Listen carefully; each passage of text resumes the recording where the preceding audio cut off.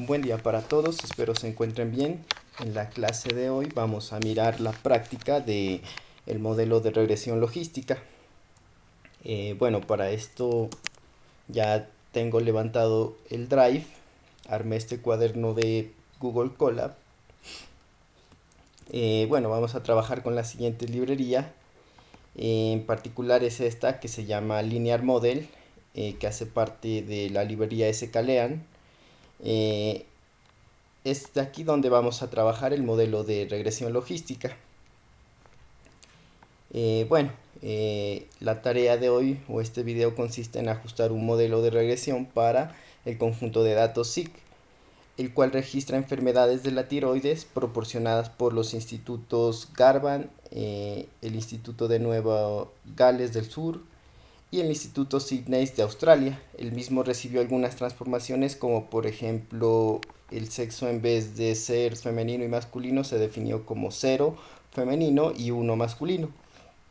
El archivo contiene 955 casos de estudios de pacientes donde se pretende determinar si tienen o no una enfermedad. La clase 1 es si el paciente está enfermo, y clase 0 es el paciente no está enfermo. Bueno, aquí leo el conjunto de datos que ya se encuentra cargado en mi Drive. El conjunto se llama sig.txt y está separado por tab, ¿cierto? Bueno, aquí miramos los primeros 5 registros de este conjunto de datos. El caso es el consecutivo del registro, entonces empieza caso 1, caso 2, caso 3, caso 4, caso 5, ¿cierto? Son los pacientes. Bueno, tiene la edad del paciente, el género del paciente, habíamos dicho 0 femenino, 1 masculino. Si esta variable en medicación tiroxina quiere decir que el paciente, si el paciente si el paciente recibió medicación por tiroxina, ¿cierto? 0 no lo recibió, 1 sí lo recibió. Eh, la variable consulta sobre tiroxina, 0 no ha hecho consulta sobre la tiroxina, 1 sí. En medicación antitiroidea quiere decir si el paciente ha recibido medicamentos para tratar esta enfermedad, ¿cierto? Con esta hormona. Eh, Depresión es si el paciente sufre de depresión, 0 no, 1 sí. Si el paciente se encuentra en estado de embarazo, es 0 no, 1 sí. Si tiene cirugía de la tiroides, ¿cierto? 0 no, 1 sí. Si ha recibido el tratamiento I131, si el paciente tiene consulta por hipotiroidea, también consulta por hipertiroidea. Litio es si le encontraron litio en la sangre, ¿cierto? 0 no, 1 sí. Si tiene enfermedad endocrinológica en el bocio, 0 no, 1 sí. Si tiene tumor, ¿cierto? Si tiene algunos tumores, 0 no, 1 sí. Si el paciente es hipopituitario, ¿cierto? 0 no, 1 sí. Si tiene algunos trastornos, y estos son exámenes que se le realizan en la sangre, ¿cierto? Le miran el nivel de TSH en la sangre, el nivel de T3, el nivel de TT4 en la sangre, el nivel de T4U, el nivel de FTI. Y finalmente tenemos, bueno, la fuente de referencia. Es una variable que hace referencia a los institutos, ¿no? O sea, de qué instituto proviene este individuo. Y finalmente tenemos la clase, ¿cierto? 0 es que el paciente no se encuentra enfermo y 1 es el paciente se encuentra enfermo. Entonces, bueno, la idea es armar o entrenar un modelo de regresión logística para poder predecir si un paciente puede tener la enfermedad o no, y también qué variables son factores de riesgo, ¿cierto? O sea, qué variables conllevan a tener la enfermedad o no. Entonces eso lo podemos tratar con un problema de regresión, ¿cierto? Con el modelo de regresión logística. Entonces, bueno, primero aquí miramos algunos estadísticos acerca de la variable objetivo, ¿cierto? Miren, podemos mirar en el gráfico que 907 pacientes no se encuentran enfermos y 48 pacientes son los que se encuentran enfermos, ¿cierto? Entonces miren que la clase está completamente desbalanceada, o sea, hay más probabilidad de ser del grupo de los que no están enfermos, ¿cierto? En el conjunto de datos, o sea, hay un desbalanceo de clase. La probabilidad mayor es de no estar enfermos dentro del conjunto de datos. Entonces, bueno, primero vamos a hacer lo siguiente, vamos a separar las poblaciones, una población de entrenamiento y una población de validación en forma aleatoria, ¿cierto? Y vamos a indicar la cantidad de casos que quedaron para cada ambiente. Bueno, lo vamos a separar en 70 para entrenamiento y 30 para test, ¿cierto? Entonces, esto ya lo hicimos en una práctica, ¿cierto? Partimos con esta librería de sklearn train test split. Separo la clase, ¿cierto? Mi variable objetivo es la clase, es decir, si el paciente está enfermo o no, y. Entonces la separo en una variable y en una variable x elimino, bueno, voy a eliminar estas columnas que son la clase, ¿cierto? El caso, que es consecutivo, no me sirve, y la fuente de referencia tampoco la voy a tomar. Entonces mis x van a ser las demás variables, ¿cierto? Donde eliminé la clase, la variable caso y la fuente de referencia. Entonces miren, aquí separo la población. En xtrain va a tener el 70% del conjunto de datos de las x, ¿cierto? O sea, de mis x, de mis variables predictoras. Xtest va a tener el 30%. Ytrain tiene el 70% de la variable clase, ¿cierto? De la variable objetivo. Y Ytest tiene el 30% de la variable clase, ¿cierto? De la variable objetivo también. Entonces, bueno, esto lo hacen con train test split. Le pasan la variable, la matriz X y la variable Y. Y él se encarga de hacer esa partición.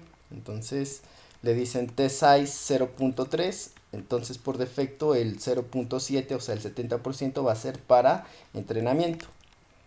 Ya que aquí le estoy especificando que el tamaño de test sea del 0.3, o sea, el 30%, ¿no?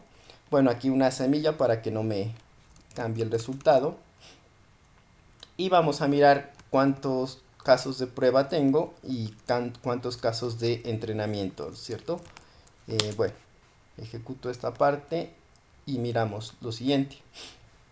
Miren, en los casos para prueba o test me quedaron 270 pacientes que no están enfermos y 17 pacientes que están enfermos, ¿cierto? Eso representa el 30% del conjunto de datos de prueba.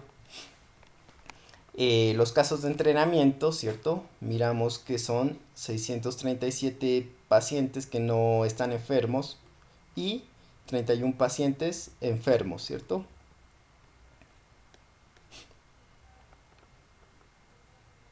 Entonces, los casos de entrenamiento representan el 70% de todo el conjunto de datos, ¿no? O sea, vamos a entrenar el modelo de regresión logística con este 70% y lo vamos a validar con el 30% del conjunto de datos que hace parte al conjunto de datos de prueba o validación.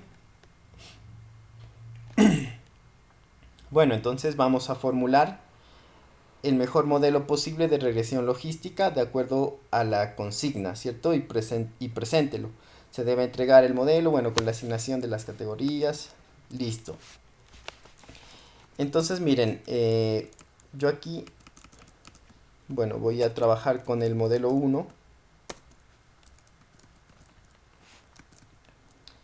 Miren que el modelo 1 simplemente llamamos a la librería linear model.logis regression, ¿cierto? Entonces, logis regression es la regresión logística. Linear model es la librería que yo importé acá, ¿cierto? Acá arriba, mírenla. Linear model.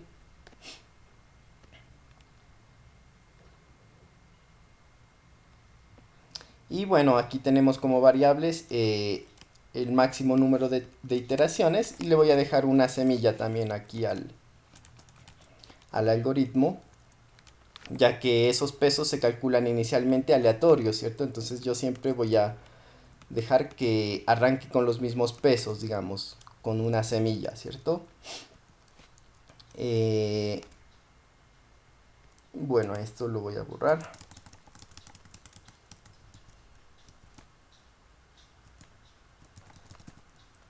Entonces aquí se define el perceptrón para la regresión logística, ¿cierto?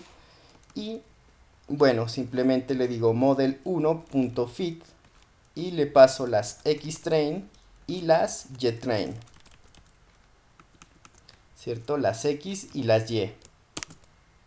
Y le digo, a ver, aquí tengo un error.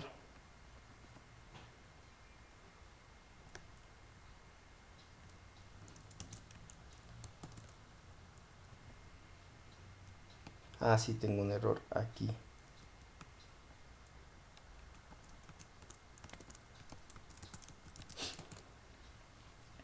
Bueno, aquí se entrenó el modelo de regresión logística. Y vamos a ahora calcular el accuracy y la matriz de confusión en entrenamiento y validación. Entonces, bueno, importo las librerías. Confusion Matrix, voy a importar la librería Accuracy. Bueno, esta Precision Score no la estoy utilizando. Y la otra librería es Balanced Accuracy, ¿no? La accuracy balanceada. Bueno, por el momento la voy a dejar comentado. Entonces, miren, simplemente aquí defino la función eval modelo, que va a realizar la evaluación de ese modelo, donde le voy a pasar las xtest, las xtrain y el modelo, ¿cierto? Entonces aquí, dentro de la función, realizamos las predicciones. Entonces le digo ypredTest, o sea, las predicciones del conjunto de test, es igual a modelo.predict, y le paso las x de test, o sea, le estoy diciendo que arroje las predicciones para el modelo para el conjunto de datos de x test, ¿cierto? Le estoy pasando las x en test, o sea, el 30%. Y también voy a predecir las x en train. Entonces le digo ypredTrain es igual a modelo.predict xtrain.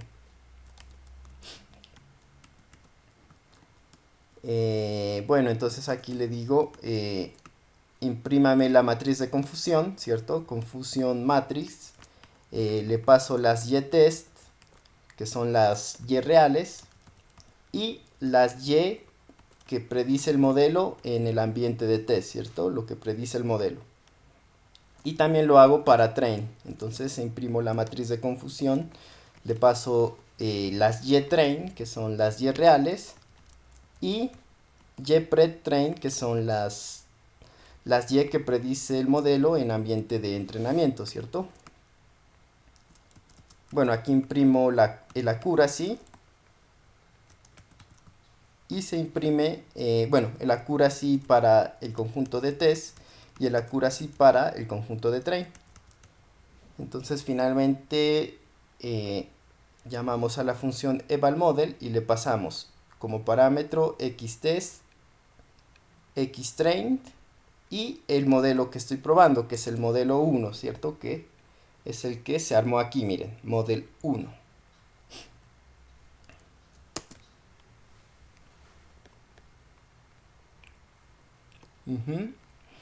Eso, miren, nos da la siguiente matriz de confusión. y dicen la accuracy de test es del 0.95 y la accuracy del train es del 0.96. Bueno, entonces es una accuracy demasiado alta, ¿cierto? Pero si analizamos la matriz de confusión, miren, voy a abrir un Excel para explicar esta matriz, ¿cierto?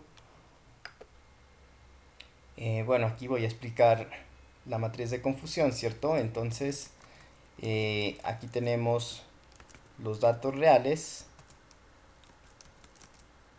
y acá tenemos lo que arroja el modelo, ¿cierto? Modelo. A ver, lo voy a hacer más acá. ¿Cierto? 0, 1,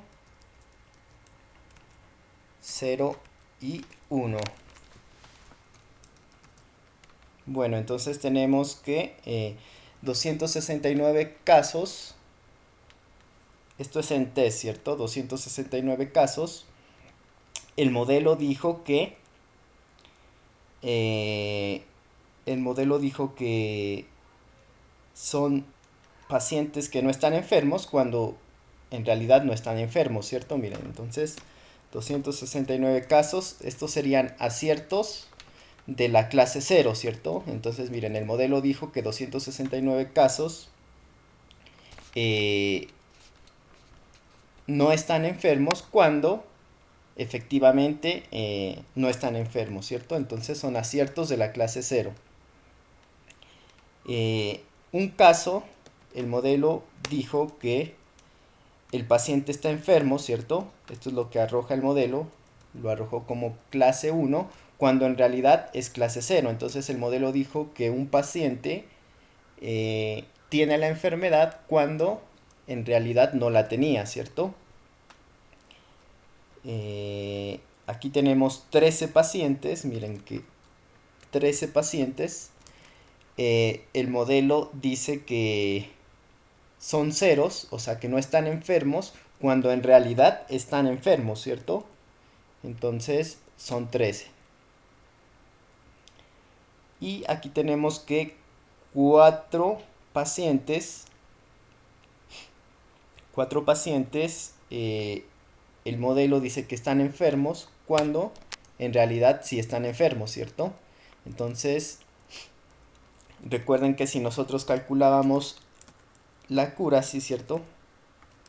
Accuracy o la precisión del modelo, decíamos que era igual a los aciertos, ¿cierto? Que son la diagonal principal, sería 269 más 4, ¿cierto?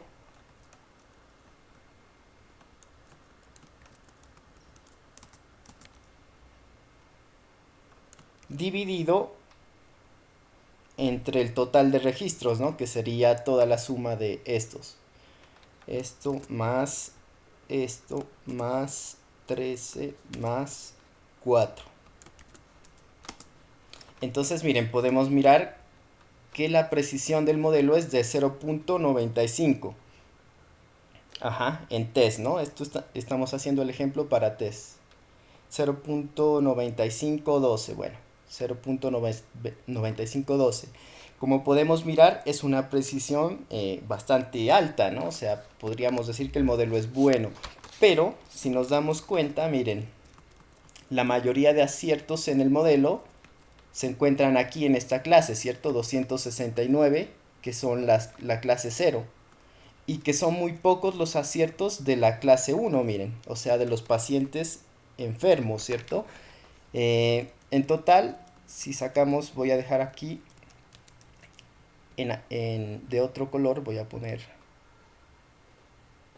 sí, voy a poner en amarillo el total de pacientes enfermos que teníamos en el conjunto de datos de prueba, que sería igual a, perdón, el total de pacientes que no están enfermos, que sería 269 más 1, ¿cierto?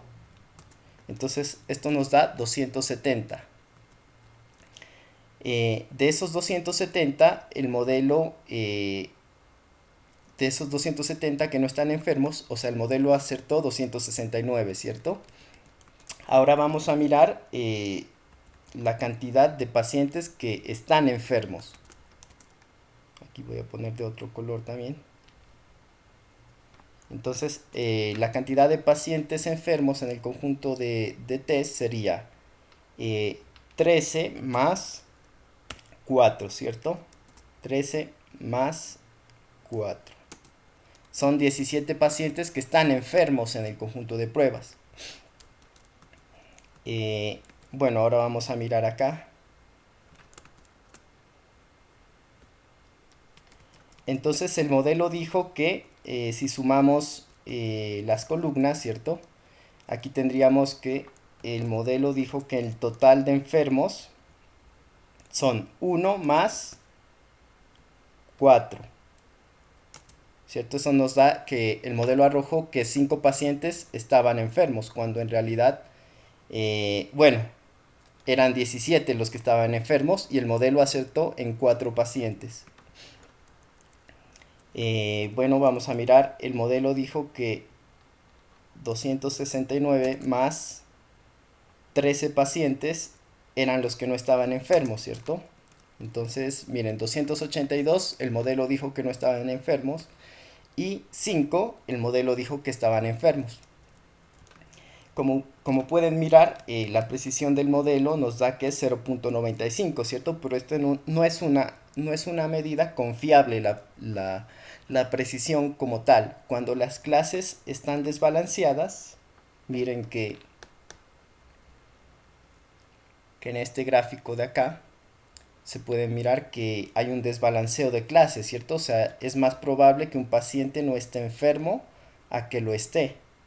Entonces, si pasa ese fenómeno en los conjuntos de datos, esta medida es muy engañosa, ya que nos dice que el porcentaje de aciertos es del 95%, ¿cierto? Ya que se los está llevando en gran parte en predecir la clase 0, pero miren que la clase 1 la predijo muy mal, ¿cierto? O sea, dijo apenas 4 aciertos en un total de 17 enfermos, digamos. Entonces, bueno, lo que vamos a hacer ahora es con otra métrica que se llama accuracy balance. Vamos a calcular la accuracy balance, ¿cierto? O la precisión balanceada. Eh,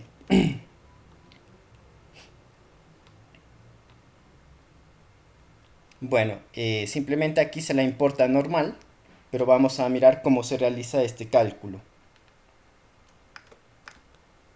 Bueno, entonces vamos a mirar cómo se calcula la accuracy balanceada acá en nuestra hoja de cálculo, ¿cierto?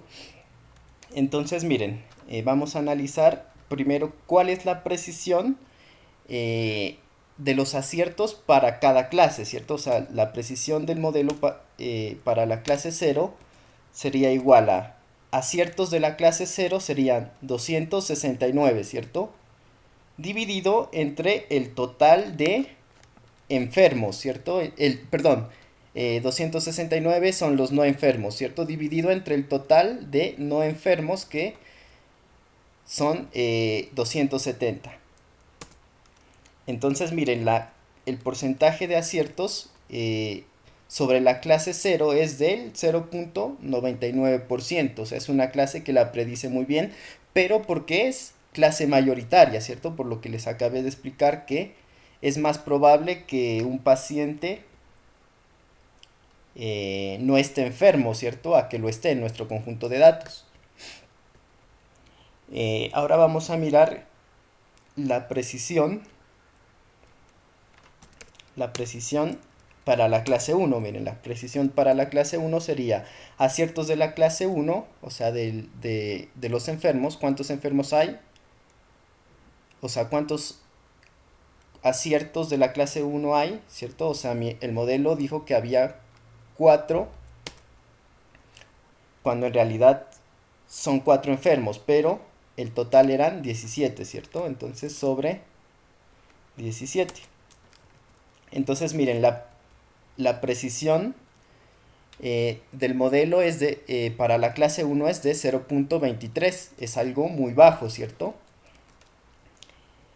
Entonces, miren, nos damos cuenta que el modelo predice bien los pacientes que no están enfermos y sufre mucho al tratar de predecir los pacientes que realmente se encuentran enfermos, ¿no? Por eso, miren acá, el modelo dijo que 13 pacientes no estaban enfermos cuando en realidad estaban enfermos, ¿no? Entonces, esto es un error muy grave. Serían pacientes que necesitan de un tratamiento, ¿cierto? O sea, necesitan de tratamiento y el modelo no los pudo detectar. Bien, ahora vamos a mirar la accuracy balanceada. Simplemente la accuracy balanceada es el promedio de estas dos, de las precisiones de cada clase. Simplemente miramos la precisión de la clase 0 más la precisión de la clase 1 dividido entre el número de clases que son 2, ¿cierto? No enfermos y enfermos. Entonces tenemos la precisión balanceada que es del 0.61, o sea, es del 60%, miran. Entonces esta es una medida más confiable, no es un modelo tan bueno, ¿cierto? Como mirábamos al principio que teníamos una performance del 95%, pero era porque la mayoría de los aciertos se encuentran sobre la clase 0, o sea, sobre los pacientes no enfermos. Entonces, bueno, vamos a calcular esta métrica. Simplemente miren, este cálculo lo tenemos acá en esta función Balanced Accuracy Score. Simplemente llamamos, al igual que Accuracy Score, voy a descomentar acá, miren, la accuracy balanceada en test, simplemente llamamos a esta función Balanced Accuracy Score y le pasamos las y-test y y-pred-test, ¿cierto? O sea, las y reales con las y que predice el modelo. Lo mismo para train. Y compilamos nuestra función, ejecutamos la función y miren, aquí tenemos accuracy balance test es del 0.61, ¿cierto? Como lo tenemos acá, miren, 0.61. Bien, vamos ahora a mejorar este modelo, ¿cierto? En la regresión logística, bueno, en los modelos existe un parámetro. Voy a ejecutar un modelo 2.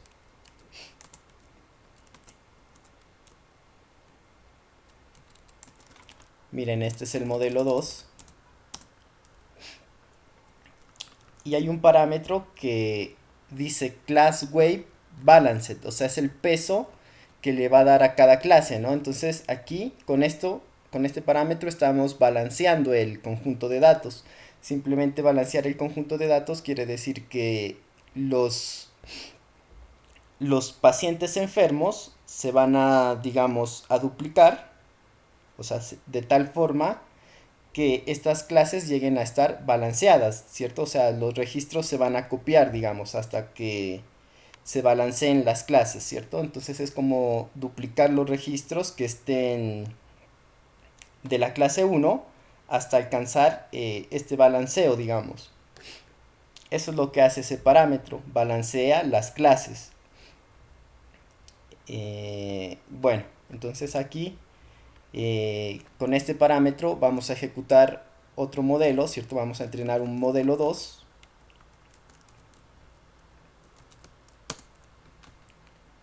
y vamos a mirar qué tan bien predice.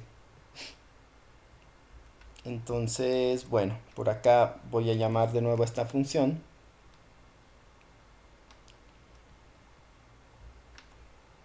Y aquí voy a decir eval modelo 2. Vamos a evaluar el modelo 2.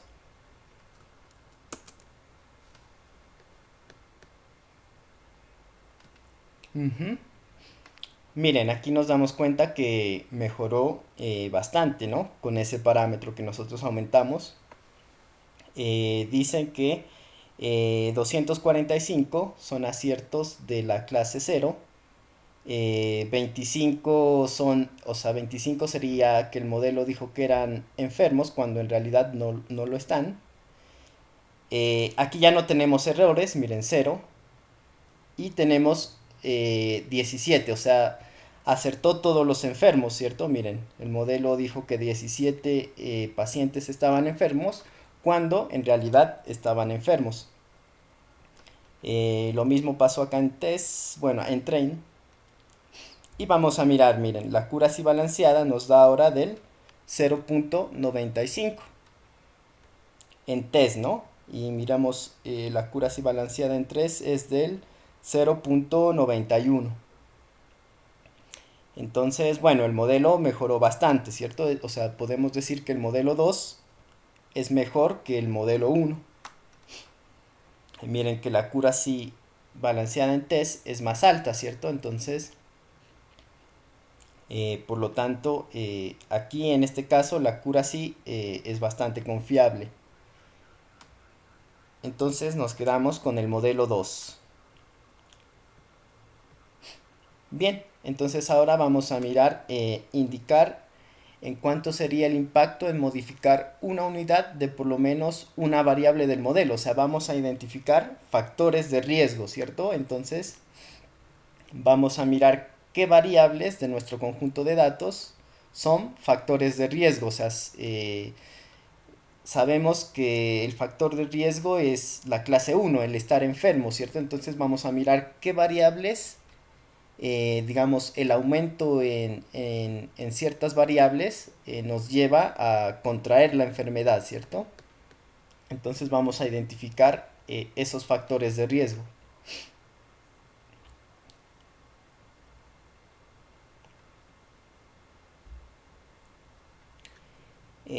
Bueno, miramos, me quedé con el modelo 2, ¿cierto? Si quiero imprimir el peso vallas, o sea, el peso B sub 0, sería modelo 2.intercept. Aquí saco los nombres de las columnas, ¿cierto? Y con model 2.coef estoy sacando los coeficientes, ¿cierto? O sea, los pesos del perceptrón. Aquí voy a crear un conjunto de datos, un data frame, con los pesos correspondientes a cada una de las variables, ¿cierto? Bueno, voy a redondear a 2 cifras decimales y voy a imprimir el conjunto, ¿cierto? Miren. Entonces aquí tengo el peso vallas, que es de 4.82, y aquí tengo los coeficientes B sub i, ¿cierto? Miren que para la edad es de menos 0.02, el género es de menos 0.27 y así para las demás variables, ¿no? Entonces, bueno, lo que vamos a hacer acá es identificar los factores de riesgo. Para esto me voy a ir acá a la teoría, ¿cierto? Entonces, justamente en la interpretación que se le debe dar a cada coeficiente, miren. Si BI es igual a 0, decíamos que XY no tiene efecto sobre el OR, o sea, no es un factor de riesgo, ¿no? Nosotros podríamos decir que, miren, que al menos la edad es un valor muy bajo, ¿no? Es casi 0, miren, 0.02. Entonces se puede decir que casi no tiene ningún efecto ser más joven o más viejo con contraer una enfermedad, ¿cierto? Pero bueno, ya porque es un valor muy cercano a 0. Eh, si BI es diferente de 0, ¿cierto? Entonces, eso, aquí está. Si BI es mayor que 0, quiere decir que la chance de ocurrir y igual a 1 crece con x1, ¿cierto? Y si BI es menor a 0, la chance de ocurrir y igual a 1 decrece con xy. Entonces vamos a mirar. El género es de menos 0.27. Eso quiere decir que la chance decrece con un aumento en la variable género, ¿cierto? Si recuerdan bien, la variable género solo puede tomar dos valores posibles, 0 o 1, ¿cierto? 0 quiere decir que es género femenino y 1 masculino. Entonces eso quiere decir que si x1, perdón, que si el género es igual a 1, la probabilidad decrece, o sea, la probabilidad decrece en el hombre, digamos, de esta cierta enfermedad, podríamos decir, ¿cierto? Bien, entonces miren, aquí tenemos los coeficientes de cada una de las variables. Lo siguiente que vamos a hacer es, primero voy a comentar esto por acá, ¿cierto? Entonces miren, me voy a crear otra columna que diga si es un factor de riesgo. O sea, al principio todos van a estar en false. Entonces, ¿cómo identificamos los factores de riesgo? Simplemente miren, si su coeficiente es mayor a 0 es porque es un factor de riesgo. Si no, se queda la variable en false. Entonces, miren, los factores... Aquí hay un factor de riesgo, miren, true. O sea, tener una consulta sobre tiroxina es un factor de riesgo para contraer esa enfermedad. Por acá, miren, la depresión. Tener depresión es un factor de riesgo, ya que nuestro coeficiente es mayor a 0, ¿cierto? O sea, es un factor de riesgo. Por lo tanto, la depresión, si un paciente tiene depresión, aumenta su probabilidad en contraer la enfermedad, ¿cierto? Que sería y igual a 1. Por acá tenemos otro factor de riesgo que es tener una consulta por hipotiroidea, ¿cierto? También la consulta por hipertiroidea es un factor de riesgo. Litio en la sangre no es un factor de riesgo. Hipopituitario, ¿cierto? Es un factor de riesgo, ya que su coeficiente es mayor a 0, ¿cierto? ¿Qué otro factor de riesgo tenemos? Por acá hay otro factor de riesgo, pero bueno, su coeficiente es muy bajito, ¿cierto? Es casi cercana a 0, pero es mayor, ¿cierto? Entonces es un factor de riesgo, que es el nivel de FTI, ¿cierto? El nivel de esta hormona en la sangre, ¿cierto? El nivel de FTI en la sangre es un factor de riesgo. Esto quiere decir si se aumenta este nivel, aumenta la probabilidad en contraer la enfermedad, ¿cierto?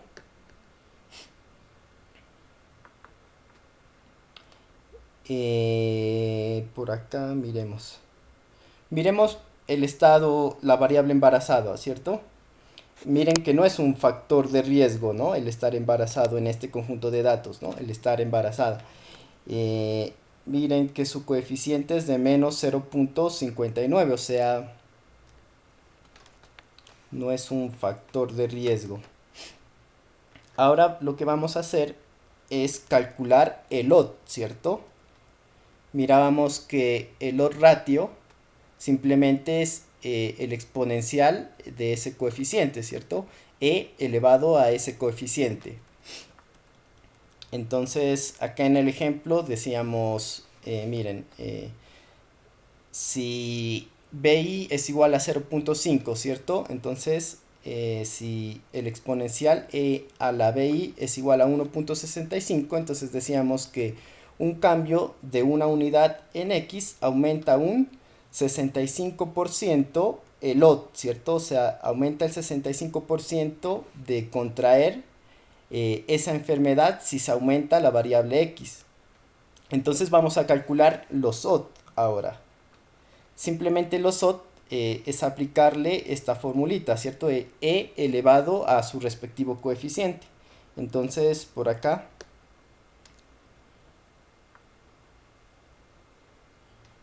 miren, eso, acá lo tengo. Simplemente me voy a crear una variable que se llame OT, ¿cierto? Donde le voy a decir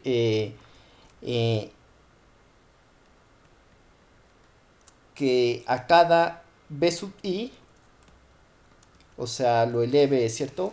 Voy a sacar esta fórmula, e elevado a su b sub i. Entonces aquí tengo el e elevado a la b sub i, que es el OT. Miren, para la edad es 0.98. Esto quiere decir que, miren, la edad no es un factor de riesgo, ya que disminuye en un 2%, digamos, la chance. Cada aumento, o sea, se puede interpretar así. El aumento en la variable edad, ¿cierto? Disminuye con el aumento en una unidad en la variable edad, y si todas las demás variables permanecen constantes, se disminuye el odds, o sea, se disminuye la chance de contraer la enfermedad en un 2%. ¿Cómo sé que es un 2%? Simplemente miren. Eh, Aquí me voy a crear una variable que se llama factor porcentaje odd, donde tomo este factor, ¿cierto? El odd, le resto 1, ya que 1 es la probabilidad máxima, y a eso lo multiplico por 100. Entonces, miren, porcentaje odd me da 2%, sería para la menos 2%. Eso quiere decir que no es un factor de riesgo, sino que a mayor edad se disminuye la probabilidad de contraer la enfermedad en un 2%, ¿cierto? Vamos a mirar con el género ahora. Entonces habíamos dicho que el género, o sea que ser hombre no es un factor de riesgo, significa esto, ya que esta es una variable dicotómica, ¿cierto? Que toma valores 0 y 1. Entonces quiere decir, miren, que el odd es del 0.76. Entonces, miramos que en los hombres, digamos, hay una chance de disminuir o de no padecer la enfermedad en un 23%, ¿cierto? Con respecto a las mujeres. Eso es lo que quiere decir este porcentaje del odd. Aquí vamos a mirar un factor de riesgo, que es la consulta sobre tiroxina, ¿cierto? True. Miramos que el porcentaje de odd es de 61, miren, ya que este valor nos da 1.61, entonces quiere decir que tener, digamos, la consulta sobre tiroxina aumenta la chance o la probabilidad de padecer la enfermedad en un 61%. Entonces, eso es si las demás variables permanecen quietas, ¿cierto? Entonces, si las demás variables permanecen quietas y un paciente tiene consulta sobre tiroxina, entonces aumenta la probabilidad de padecer o contraer la enfermedad en un 61%. Por acá, miren, esta variable, esto es un factor de riesgo muy, muy alto. Miramos que el odd es de 5.64, ¿cierto? Y el porcentaje es del 464%.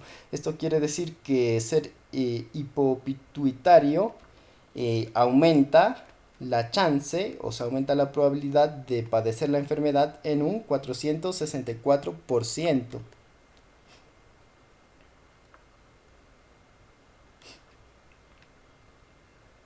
Miremos este nivel de T3. El nivel de T3 en la sangre, ¿cierto? No es un factor de riesgo. El odd da de 0.017. Entonces esto quiere decir, miren, que si se aumenta el nivel en T3 en la sangre y las demás variables permanecen quietas o constantes, ¿cierto? Si solo sea por cada aumento de nivel de T3 en la sangre, entonces la chance disminuye, o sea, la chance de padecer la enfermedad disminuye en un 98%. Entonces como que conviene tener el nivel de T3 alto, ¿cierto? En este caso, para no contraer la enfermedad. Aquí miramos el nivel de FTI en la sangre. es un factor de riesgo, ¿cierto? Y su odd nos da de 1.05. Entonces miren, por cada aumento en el nivel de FTI en la sangre, aumenta el odd en un 5.12%, ¿cierto? Entonces aumenta la chance de contraer la enfermedad en un 5.12%. Es de esa forma que se interpretan los odds, ¿no? Los odds ratio por cada variable. Entonces podemos identificar qué variable es un factor de riesgo y qué variable no es un factor de riesgo, ¿cierto? Para contraer o no contraer la enfermedad. Bueno, finalmente vamos a hacer algunas pruebas, ¿no? De hipótesis. Bueno, por acá miren, voy a hacer lo siguiente. Voy a copiar una variable que se llama individuo, donde voy a sacar el primer individuo del conjunto de test, ¿cierto? Entonces voy a imprimirlo acá. Miren, el primer individuo es un paciente con edad de 84 años, es de género femenino, bueno, no tiene medicación por tiroxina, cero, ¿cierto? No tiene consulta sobre tiroxina, bueno, no está en medicación, no tiene depresión, no está embarazada, no ha tenido cirugías, no tiene tratamiento, bueno, ¿cierto? Entonces vamos a mirar estos niveles y sus variables, ¿no? Vamos a mirar, a predecir ese individuo con nuestro modelo, ¿cierto? Miren, entonces lo voy a hacer por acá.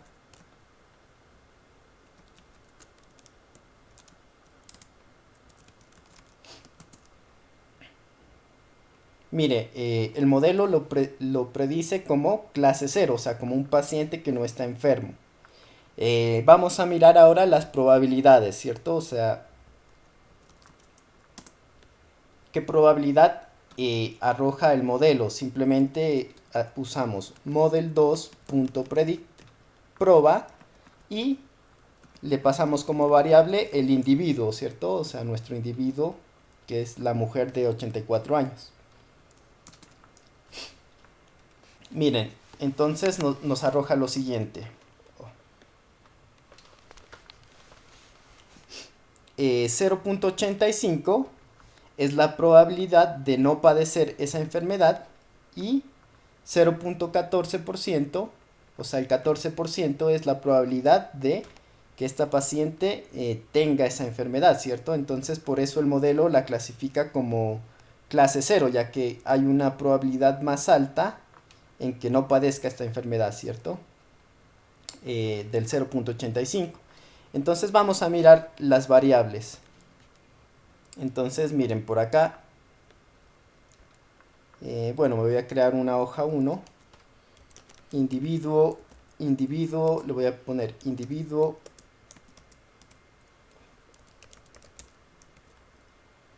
Individuo 1, ¿cierto? Con género, decía que era una mujer, ¿cierto? Género 0.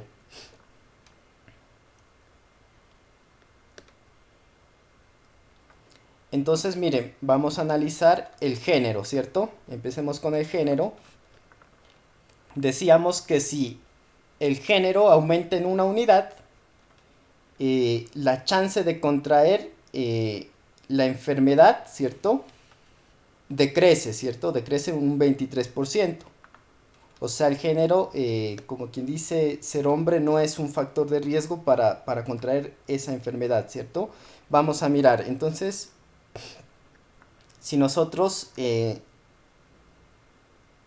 modificamos, miren, el género,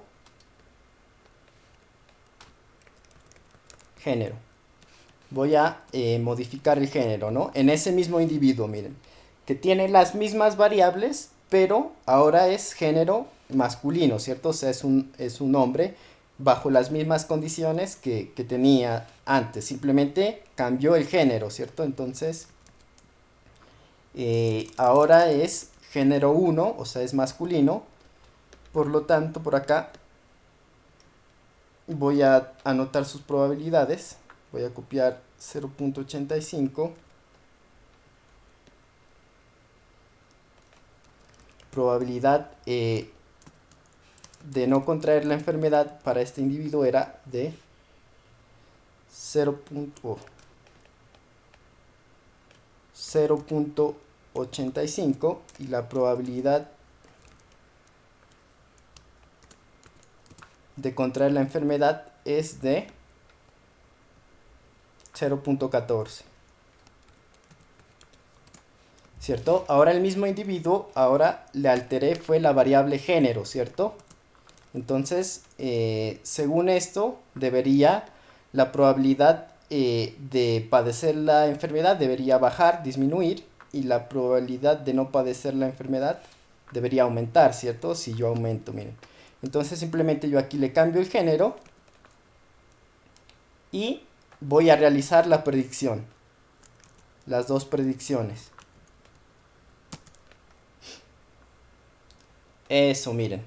Entonces, la probabilidad de no padecer la enfermedad aumenta, ¿cierto? Aumentó a 0.88.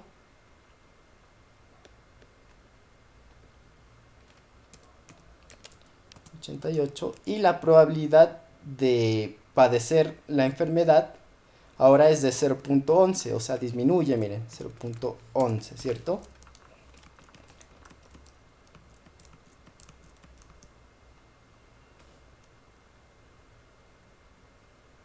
Bien, eso con respecto al género. Ahora vamos a mirar otra variable, ¿no? Vamos a alterar otra variable para hacer otra hipótesis. A ver qué variable era un factor. Eso, miren, voy a tomar este nivel de TU4, ¿cierto? Nivel de TU4 en la sangre.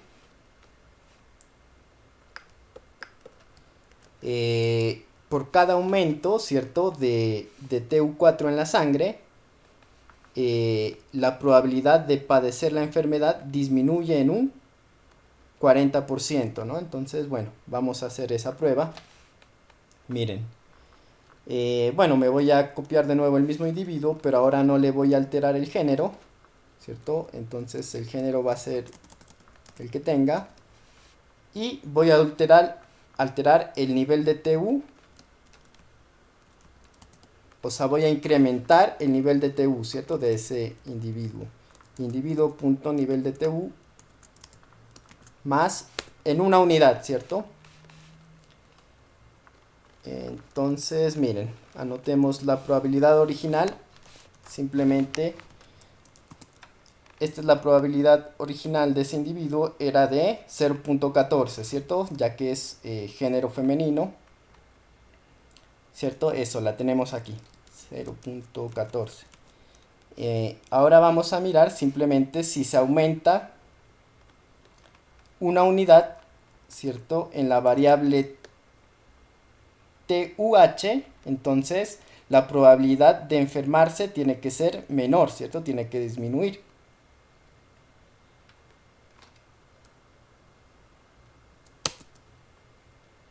Ajá, miren, correcto. Miren, 0.9. O sea, es el 9%, de enfermarse, digamos, ya que aumentamos una unidad, ¿cierto? Miren, si seguimos aumentando 5 unidades, esa probabilidad de enfermarse, o sea, esta, va a ir cada vez disminuyendo. Si las demás variables permanecen quietas, ¿no? Eso es así. Entonces, bueno, con esto podemos mirar factores de riesgo en las variables, ¿no? Voy a tomar esta variable que es el nivel de TFI, ¿no? En la sangre. Miren que esto dice que si se aumenta el nivel de FTI en la sangre en una unidad y las demás variables permanecen constantes, la chance de contraer la enfermedad es el aumenta en un 5%, ¿cierto? En un 5.12%. Entonces, bueno, aquí vamos a dejar la probabilidad. La probabilidad inicial de ese individuo era de 0.14, ¿cierto? De contraer esa enfermedad.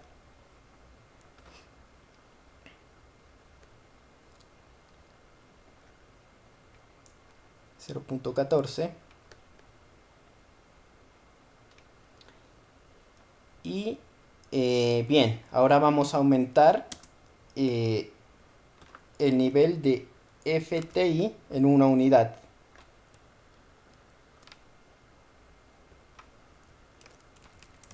Entonces, si aumenta este nivel de FTI, quiere decir que aumenta el riesgo o la probabilidad de enfermarse aumenta en un 5.12%, ¿cierto? Entonces, vamos a mirar, esta probabilidad tendría que aumentar.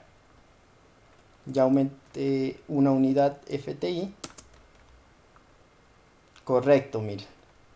Ahora la probabilidad de padecer esa enfermedad es del 15%, o sea, del 0.15. Bueno, aquí si la aumento en 10 unidades, 0.21. Bueno, miremos, esta es una variable este es un factor de riesgo.